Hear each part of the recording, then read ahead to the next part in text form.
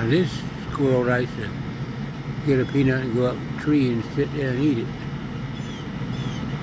That's the second one he's taken up there today.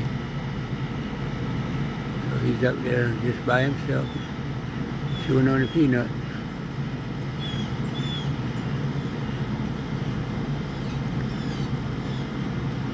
All these other squirrels are down here still picking up peanuts.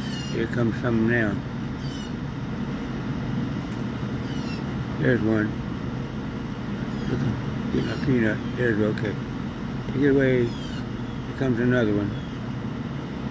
That one's done gone. Yeah, between the squirrels and the blue jays, these peanuts don't last long. It's the 5th day of July, Friday.